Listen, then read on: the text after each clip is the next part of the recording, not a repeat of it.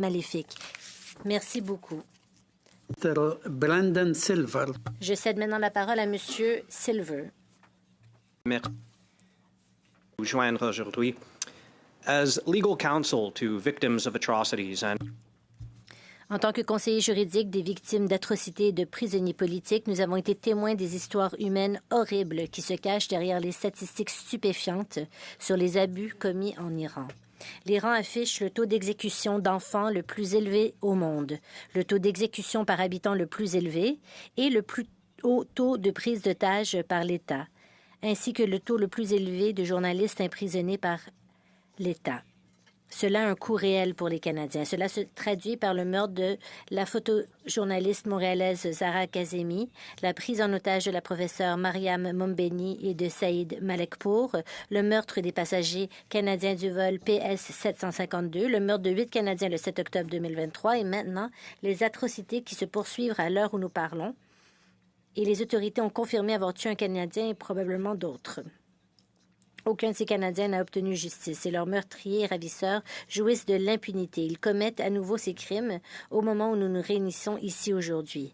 Le Canada a le pouvoir d'enquêter et de poursuivre ces crimes. Ces critères établis par la GRC pour ouvrir une enquête structurelle, eh bien, les critères ont été clairement remplis. Les crimes contre l'humanité ont un lien étroit avec le Canada. Il y a des victimes canadiennes. De nombreux membres de la communauté iranienne ici pourront fournir des preuves à la GRC et les auteurs sont susceptibles d'être arrêtés au Canada. L'annonce de l'ouverture d'une enquête enverrait un message de solidarité aux victimes, de responsabilité aux auteurs de violations des droits et affirmerait la valeur de la citoyenneté canadienne. Cela nous permettrait de protéger notre souveraineté en établissant des conséquences pour le meurtre de Canadiens et en démontrant que les meurtriers ne sont pas les bienvenus au Canada. La collecte de preuves dans le cadre d'une enquête structurelle faciliterait des poursuites éventuelles au Canada ou à l'étranger.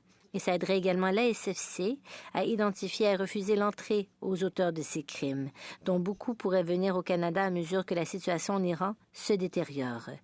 2 organismes d'experts indépendants distincts des Nations unies ont déterminé que les actions de ces auteurs pourraient constituer des crimes contre l'humanité. Ils devraient faire l'objet d'une enquête à ce titre. Le Canada a la possibilité, voire le devoir, de prendre les devants au nom des Canadiens victimes qui n'ont pas obtenu justice et au nom des Iraniens courageux qui sont en première ligne dans la lutte pour notre humanité commune et au nom des principes fondamentaux de notre pays que sont la primauté du droit et les droits de la personne. Merci. Merci. C'est donc maintenant la parole à Madame Lenz. Vous avez 4 minutes. Alors, merci.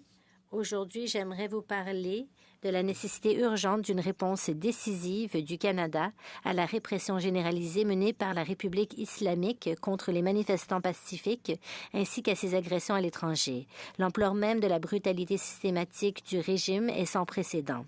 Selon des estimations prudentes, au moins 33 000 Iraniens ont été massacrés.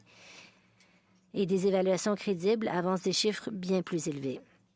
Les experts décrivent ces événements comme le pire massacre de l'histoire moderne de l'Iran, et d'autres concluent qu'ils répondent aux critères juridiques des crimes contre l'humanité. Ces meurtres se poursuivent, et le pouvoir judiciaire du régime a annoncé l'exécution imminente de milliers de détenus.